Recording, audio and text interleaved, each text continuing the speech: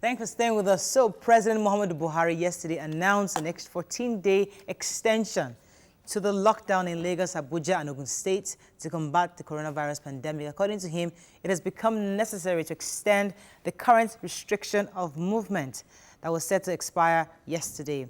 Now, let us hear your thoughts on this. You can call us on 070-8066-8014. You can also tweet to us at TVC Connect. Please hashtag your TVC so we can read your tweets. Okay, so those who are criticizing the extension are saying that when you hear of a lockdown abroad in different countries, they give you specific indices, you know the numbers, you see how they expect the numbers to project. They have this projection that they can see. And their extensions or lockdown are based on scientific facts that they can see. But according to some of the critics, they're saying, are we just extending because it looks like the nice thing to do? And what are the indices we're considering to extend 2 weeks? Because it's not just about extensions, it's about the fact that the economy slows down, people end up losing their jobs at some point, businesses might end up running down. So people are now wondering on what basis, especially is our president extending this lockdown? That is the same question that came into my mind when I heard about the lockdown. I am not saying the lockdown isn't good. It is good, but what are you doing? Why are we locking down? Are we locking down because America is locking down? Are we locking down because our cases are not as many? So are you going from house to start testing people to make sure that, because, okay, if we lock down, we lock down from 100 and something to 300 and something, that's in 14 days, that's not too many. When you consider America of almost 600,000 now. Right. 500 and, there are over 20,000 deaths right now. You know, and England are getting 900 deaths a day. Now, we are still... We have not started. What is... We need to find out what is the solution. I've been racking my brain, but what is the solution? Because people make their money daily in Nigeria. I am a victim. I am suffering. I don't have money. And my business has been... Before the government locked it down, we had locked down. Right. You know, and I thank all the people that live in Shrine, they're all okay. Thank you, YK, for taking us there, because I'll come to you, Nyma. Something like a Shrine now has been locked down, but even when they lift the lockdown, before Shrine start beginning to come back to what it used to be, it might take some time. It will take time, and I have to pay salaries. Right now, I can't even pay salaries. I don't even think... NEPA brought bill last week, 470. We have not used light, 478,000. From where? Where do you want me to pay that one? Estimated bills. Obviously, they're giving us estimated bills because if it is not estimated, we are not using the kind of light we were using before. We have been locked down for over a month. On what basis? Yeah. So on what basis are you giving me this kind of bill? So if I am suffering like this, I can imagine what other people are. And I mean, while I don't agree with these boys who are, but they're having cabin fever, they're having hunger virus. Frustration. It's frustration. Now we need to look at the solution that will be relevant to our own society. Yeah. Let me hear Nyma's views on this. Yes, nobody's objecting the extension. We're just saying on what are the reasons being considered. Yes, go ahead. I'll try and explain. So yes, well, our numbers of cases and deaths might not be the same as recorded abroad because, of course, our nature and our DNAs are different. That's one. Number two is that when I heard before the lockdown, the case in Alimosho, that's one case, and a possible traceable 2,000 cases. I said a lockdown was imminent. It was the most important thing. So I believe that this lockdown, yes, was based on advice and number of communal transmission being traced now. The case that happened in Mowe in Ogun State, when the governor of Ogun State was addressing the public, those 3 cases had no contact with anybody that just arrived. They've not gone anywhere. They're market women. They live in their local area. So we are dealing with something that we cannot see in that magnitude. This morning in Kaduna State, they are tracing, because one person traveled from Lagos in a public bus to Kaduna, and of course interacted with people in that public bus, and those people have gone into the community. They are saying they have about 57,000 possible traceable cases in Kaduna. Imagine that those testing start to happen. So what I was thinking the government would do with the cases we had in Katsina, Kaduna, Niger, and Kwara now, and the Benin, of course, is a total lockdown of all states. That's what I expected. not just Lagos, Abuja, and Ogun that we've been dealing with. Because in Lagos, Abuja, and Ogun, we now have communal transmission happening. Let me take this call from Tonya. Good morning, are you there? We lost that call. In a residential area like Alimosho, for instance, where it's highly residential and they live a very communal life, people, there's no fencing in Nyma, areas like I hear Idimu that. and Co. But you see, going by the president's previous speech, where he was, I think he had encouraged people to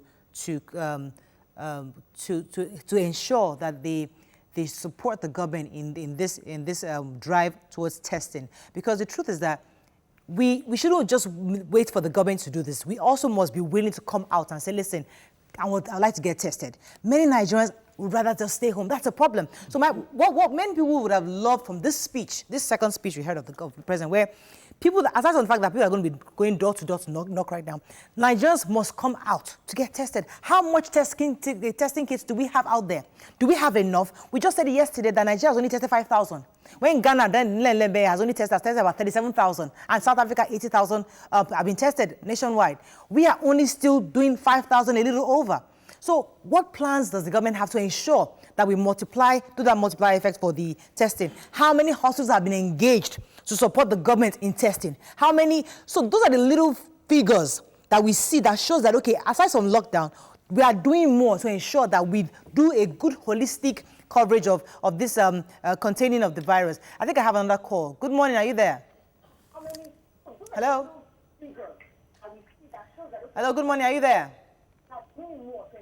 I think that person is still listening to the TV.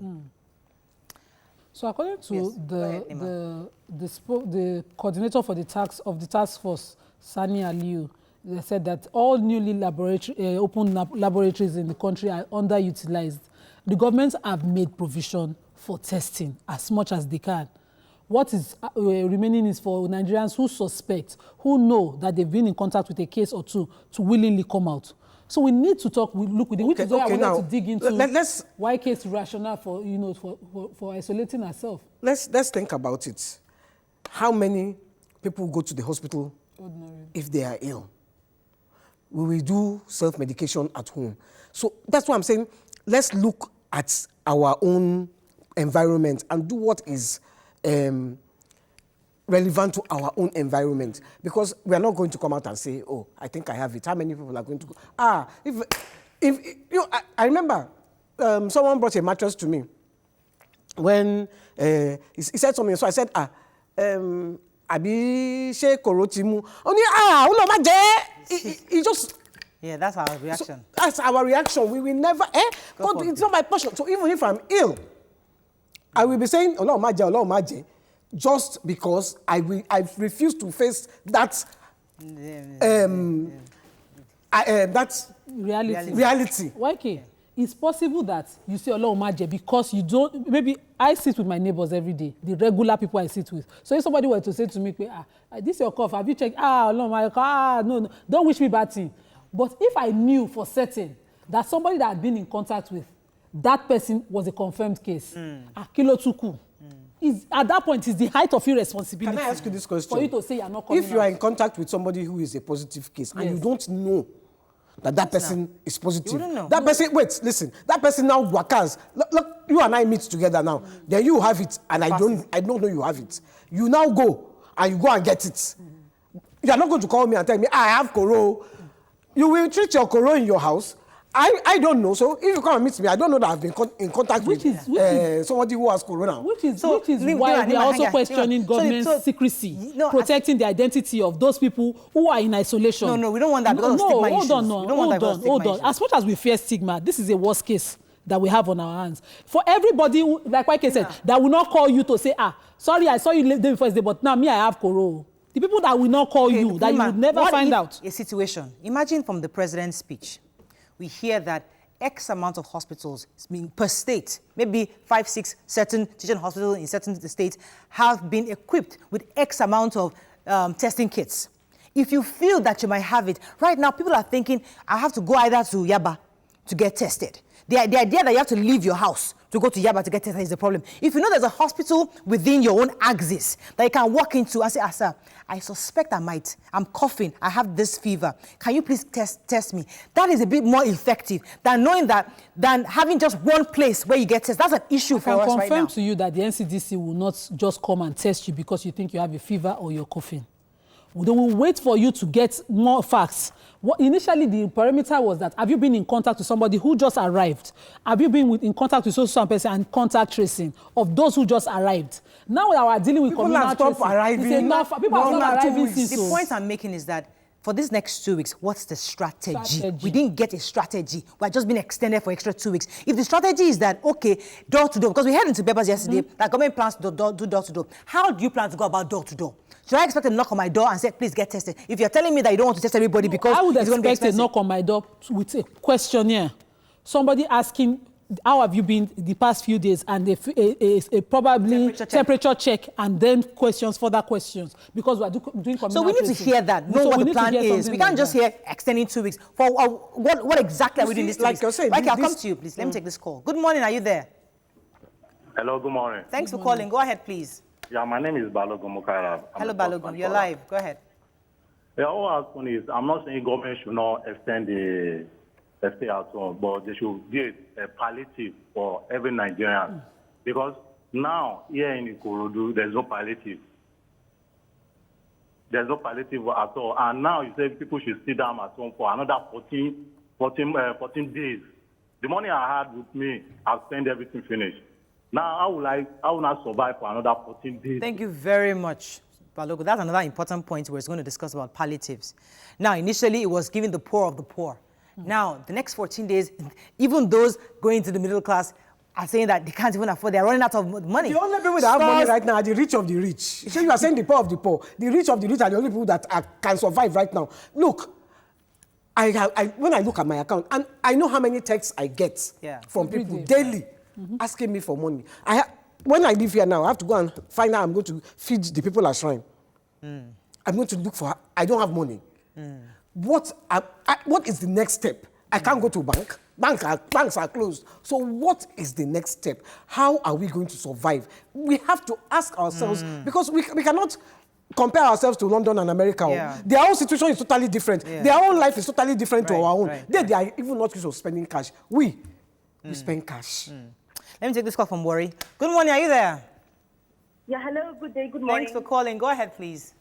Okay, my name is Dr. Bridget, calling from Worry. Yes, go ahead. You ladies are doing a good job. Yeah, Thank you very much, I'm calling, actually. Thank you so much, Doc. Go ahead. Okay, I want to talk about encouraging the government to test asymptomatic people, because we know that asymptomatic patients are actually spreading. So if we have a lot of underutilized labs and underutilized isolation centers and staff, why don't we start testing asymptomatic patients instead of just waiting for them to become symptomatic? Because if you are asymptomatic, you are still spreading the virus actively. Thank you very much. And that's part of the accountability Nigerians are looking for. So, for example, Jack Ma sent us X amount of equipment. Can we get a breakdown of what was sent? If it was 100,000 or 1 million testing kits, how are you planning to deploy them? Okay, Lagos is getting this amount. Let's see some kind of transparency. Let's be realistic, Murayo. For the cases that are confirmed that are in the hospital, after the initial test that confirms you positive, you have to do 2 tests to confirm you that you're totally out of the woods. So 2 negative results has to come out. So let's calculate. They said the test kit is about 10,000. That means per patient, they will spend 30,000 to confirm you that you're totally out of the woods. So let's imagine now that we now push it into the populace that our palliatives cannot even reach, because we must admit that this is 50 years failure of system. Of course. We don't have proper system, no data, no bio data, no banks, nothing. NIMC gone. Do you know how I feel sorry for that commissioner? The Lagos State commissioner. He has aged overnight.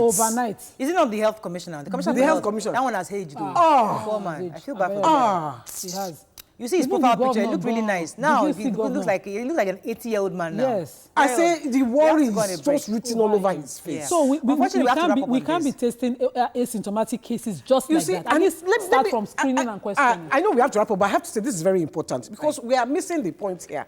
I know you have to wrap up. Can we come back to because it's important? Let me wrap up. Go ahead. My uncle got coronavirus. He worried, and he has kidney problems. before they tested him, it took them, and he's in England, it took them a long time to test him. His wife, they refused to test. So she's at home treating herself. Just in case. Just in case. She's not even feeling fine. So the problem is not even just here. There as well. So we really need to... So there's a global issue of testing kits, Yes. obviously. So it's not just Overall, Nigeria. yes. Unfortunately, we have to wrap up on this, but as we know, our president has extended it to 2 extra weeks. We have to stay home. We're going to be discussing what's going to happen the next 2 weeks, economically especially, because Nigerians are not talking yet about what's going to happen to their jobs. Let's go on a break. When we come back, we'll discuss the release of inmates by the federal government. Stay with us. We'll be right back.